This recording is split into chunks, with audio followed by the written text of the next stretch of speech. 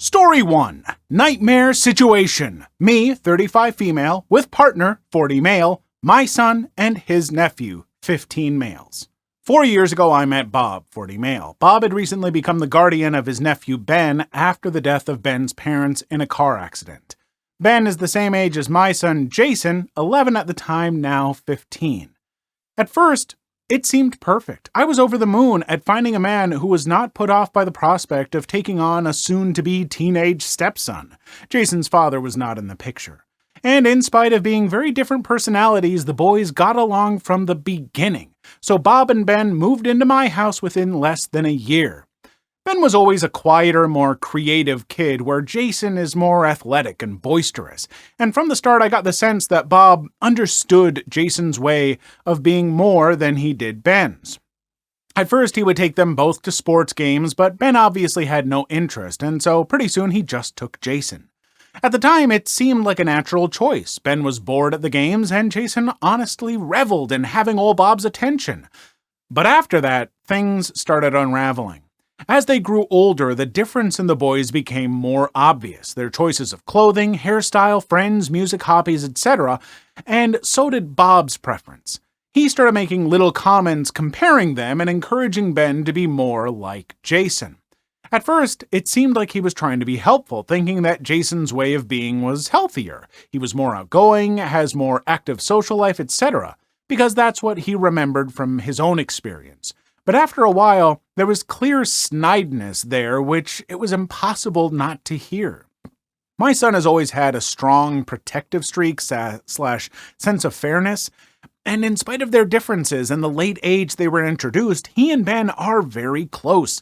So Jason's reaction to Bob's remarks favoring him was to take Ben's side. He stopped going to games with Bob and generally liking him, and for a while became openly hostile on Ben's behalf. That stopped once he and Bob had a major argument. Jason backed down at that point because, he told me, he realized that if he kept making himself unpleasant, Bob and I might break up, in which case Ben would have to leave too.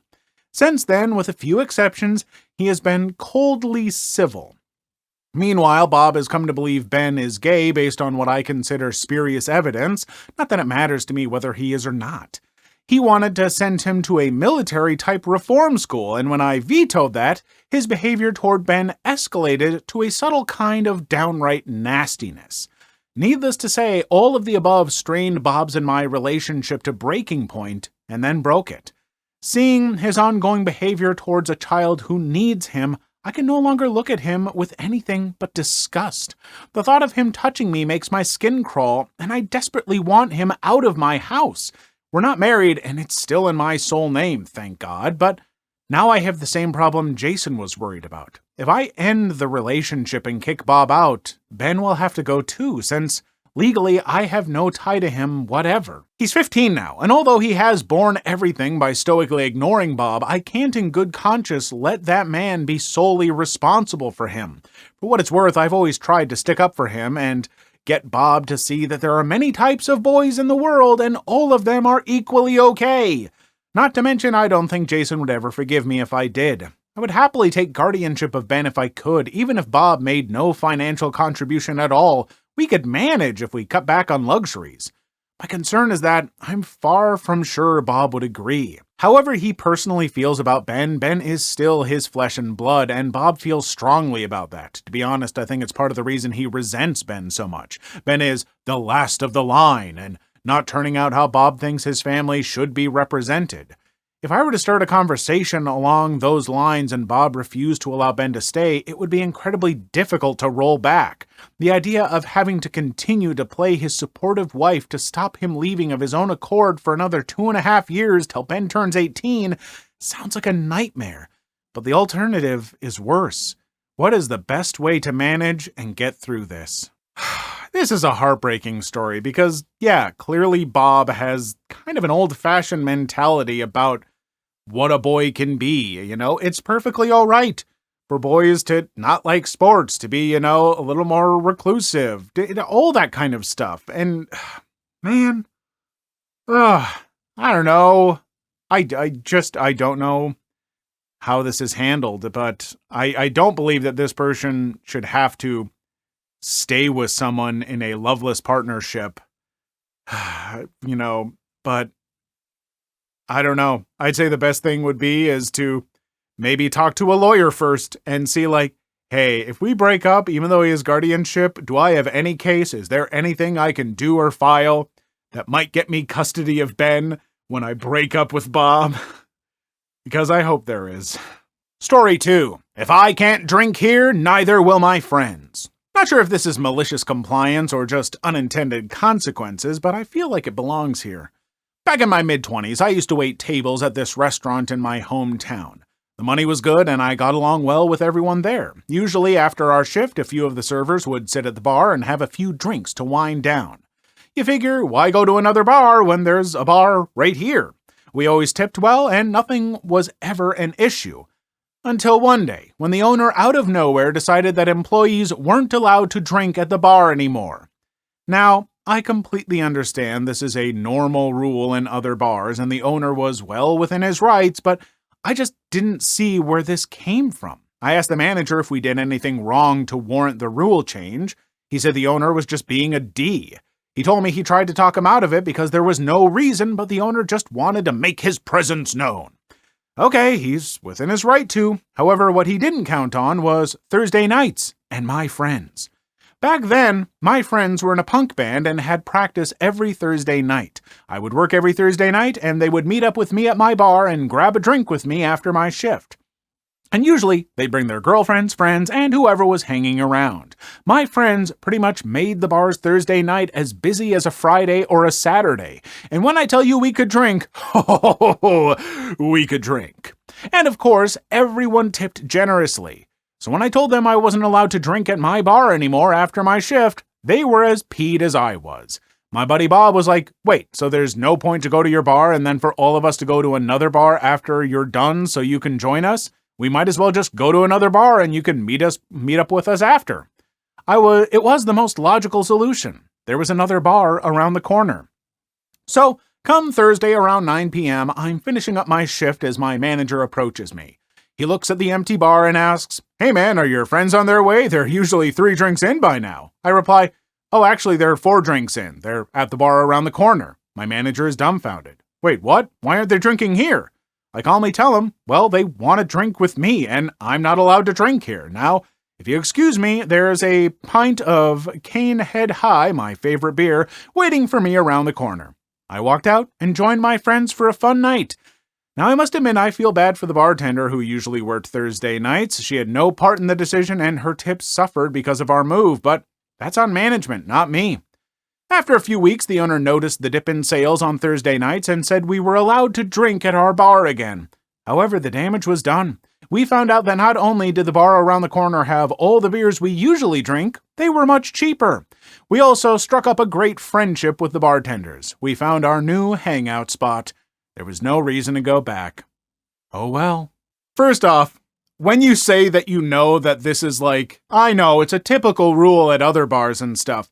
It's a typical rule at like chain bars and stuff. This is something that big chains that dehumanize their employees do. Because I have known a number of people who have owned bars and their employees, not only are they allowed to drink there, they're just allowed to hang out there and have like a free drink and stuff like that. Because you know what? Hey, you're working here. It's a bar. It's not the most amazing pay, but you might as well enjoy the people you're around. It's not hard to figure that out. When you try and do it this other way, it's just this way of being like, no, these are the employees. They cannot be seen around. The customers do not want to interact with them on a personal level. Get them out of here. I can't stand that to a level that it's just so infuriating. I'm sorry, but if you're doing that kind of stuff, maybe think of something more than just pure absolute profit. Maybe think about just having employees that like where you're at, where they're working, and maybe that'll help make up for whatever money is lost from some customer who's like, is that an employee drinking here on their time off? I shan't be going here again. Story 3. Angry lady yelled at a special needs person at the gym, so we did a bit of trolling. This guy named Michael has Down syndrome, and he's at the gym with his father 4 days a week around the same time. He's a very nice and positive. He yells encouragement and compliments to people working out. When he arrives at the gym, and if he sees me, he yells very loudly something like, "Hey, how are you? Glad I can see you." And if he likes my shirt, he tells me he likes it and the things he likes about it. Michael is a genuinely good person, and I love seeing him when I work out. When he's working out, he makes loud ooh sounds that sound like a cow going moo, but without the M part. It is very loud, especially when he's getting in the zone in his workout. If you've never seen him, you'll look up, see him lifting like a beast, and being the mature adult you are, you can tell he has Down syndrome. Mind your own effing business and go back to your workout. Apparently, that was too hard for someone this evening. A lady with her training group, about 5 people total, were working out next to Michael. How the gym is laid out, the aerobic stretching area is next to the dumbbells. Still, plenty of room for everyone. Michael is doing his thing, having a great workout, but is getting very loud. His father's nearby working out on the machines near the dumbbell area. One of the ladies gets annoyed and walks up to him and yells at him to keep it down. I know the father, we have similar jobs and talk sometimes about work. We both made eye contact and our eyes widened. We're both thinking, what the F is wrong with her? Michael is not hurting anyone. Almost everyone has headphones on. Anyway, Michael said, "Okay," very loudly. That's just him, but it felt like a hilariously smart butt response. Everyone gets back to their workouts. Michael, obviously, is just as loud as ever making those noises. Lady gets peed, walks up to him, and literally yells at him to keep it down. Father's understandably angry, walks up to her, tries to explain to her that he's special needs and doesn't mean to be loud. They argue for a bit. I couldn't hear everything they said, but the conversation ended when the father yelled extremely loud, "He's are, what the F do you want from us?" Everyone stopped working out and looks at her. Her face turned bright red and she sulked away. Everyone goes back to their workouts. The petty revenge part? My workout buddy and I decided that we really needed to work out our abs, so we did some sit-ups in the stretching area, next to their group, and grunted loudly when we got to the last few reps. They said nothing to us, though, but we still had fun. While I was writing this, my workout buddy said he thinks she was angry because they were trying to record a video, and his noises were ruining the recordings. Didn't think of that. Now it makes sense why she was getting so angry. Michael probably kept ruining her takes. Hee hee. Stop recording yourself at the gym. Stop it! Because there are always other people in the background, and you never. The folks that I see doing these workout TikToks and YouTube shorts and everything like that, they are never blurring out other people who are trying to work out. And guess what? A lot of those people don't want to be in your friggin' videos. So just stop it. If you want to do workout, if you really want to be a workout influencer, get the equipment at home.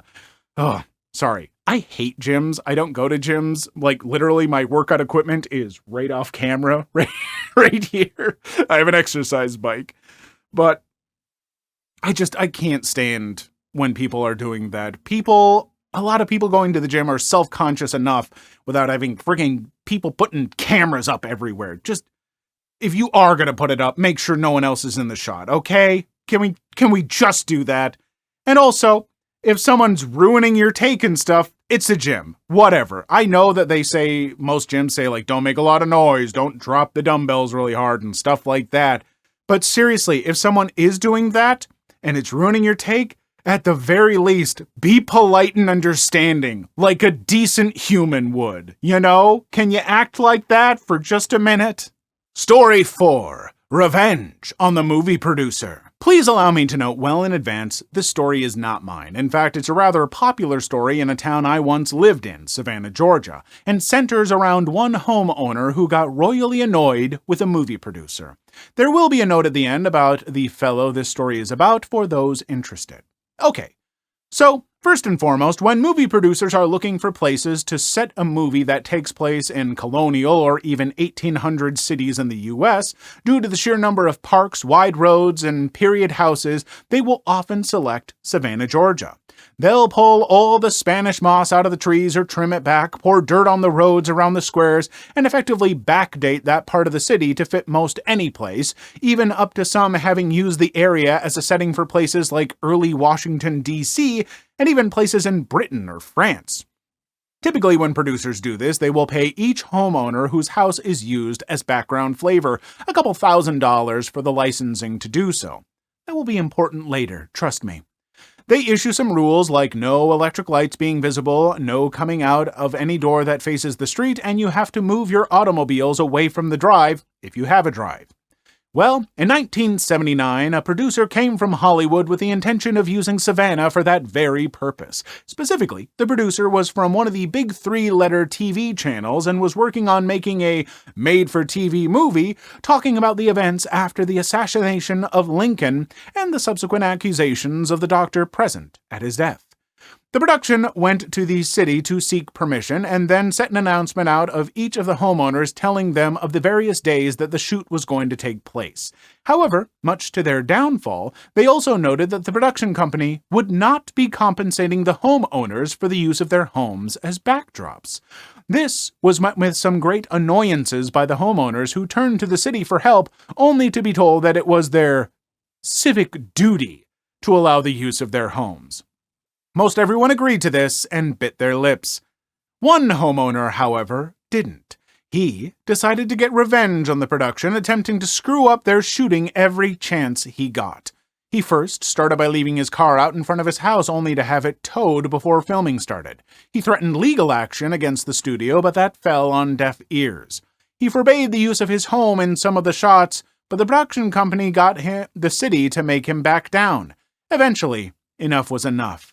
So he waited, biding his time until he was certain they were filming. When the day came that his house was being used as a background shot, the homeowner grabbed a massive Nazi flag and hung it out front of the house out of one of the top windows. The production company balked. They knew that this ruined any shot they'd used there, and what's more, they started to question just when he'd put the flag up. Was it just the one day, or had all the previous shots, some of which showed the house from across the square, been ruined as well? They turned to the city for help, and the city just basically shrugged, saying that it was his First Amendment right to do that, and implied that had the production company paid the homeowners, as had always been done before, then this probably wouldn't have happened. In the end, the production company had to end shooting and go to the homeowner begging for him to remove the offending flag. He did eventually do so, but only after his lawyer got a contract in writing that required the production company to pay all the homeowners for having their homes in the shot. The flag came down and shooting wrapped in less than a day. Interestingly, it said that in the movie in question, The Ordeal of Dr. Mudd, there are several shots where you can see a bright red Nazi flag flying from one of the homes in the distance. That stunt cost a producer quite a substantial amount of money and pushed production back at least a year while they tried to find every single instance that the flag flew in the background shots. This homeowner would go on to become very famous, though not for a good reason. Even so, he lives among the legends of that city, both for his revenge against a movie producer and his later brush with fame. Okay, I'm obviously not going to take the time to look up just who this man was and what infamous thing he later did, but I will leave it to those of you in the comments because I really want to know, what did this guy do? And I'm serious, I don't have the time to look it up right now. I have a very busy schedule today. And my ADHD isn't going to let me remember. Also, I just, I like having a reason to hang out, to interact in the comments, folks. So just get down there, let me know what this person did and everything, and we'll have a nice little chat about it. It'll be great, okay? Bye. Story 5. I was forced to eat at a fancy restaurant for a month. Money, money, money. Many years ago, I got put on a work assignment for months that required me to travel to New York City and stay every Monday to Friday. I was assisting a company manager with a project, and my hotel was near his regular office in the theater district. If you're not familiar, the theater district is heavily built for tourists. Restaurants are generally kind of fancy and expensive. There were really not any quick and cheap options for dining in that area. The company had a generous meal policy of up to $30 to $40 meal for travel expenses. I did use that for a bit, but the food got too indulgent and kind of ridiculous given it was an extended assignment. Also, I was working really long hours and did not want to go sit in restaurants. I just wanted to go watch TV and sleep in my room. So, after the first week or so, I instead went to a grocery store on Monday night. I bought some basics for cereal, sandwiches, and snacks, and some frozen meals I could microwave for lunch in the office. It cost about $60. I then took a few cans of soda from my hotel fridge to make room for my weekly food purchases, and returned them before checking out at the end of the week. And that was it for food costs, with an occasional meal out here or there. I did the same the next 4 weeks, submitting my expense reports at the end of the month. You know where this is going. A lady from accounting called and refused to reimburse my expenses because $60 is more than $40, the max allowance for a meal purchase. I explained that I had covered 5 days of food, but was told it didn't matter. I then spent the next month trying all the food in the neighborhood. There really were not any cheap options. I went out to eat a few mornings, lunch whenever I found time, and dinner absolutely every day. I could have bought a few installments of groceries, but the once/week shopping convenience was part of why I wanted them. It also seemed wasteful for me to go out for an expensive meal every night for long-term travel, but now I've been told that was preferred by accounting to my grocery bills. The next month, I got a call from my New York City manager asking how I'd run through more budget every week of the month than the entire month before combined. I explained the grocery situation, and he thanked me and hung up. About 10 minutes later, that same lady from accounting called me to tell me they'd pay my still not reimbursed grocery bill and any going forward as long as the daily amount averaged for the week was under the aggregate meal allowance. I happily returned to a more reasonable diet. So this is one of those situations where I do have to question, is it the employee or is it like the workplace policies that made this so very, very stupid and forced this very literally delicious, malicious compliance? Because if it's just this one employee being like, no, it's just this, and I'm not going to check any further or clear it with anyone. You did it wrong and we're not paying it. Meh.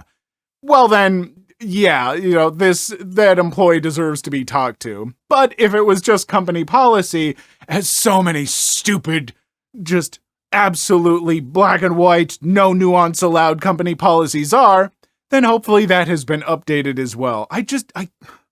Why do people in companies and workplaces think that this is a smart way to do things? It's so dumb.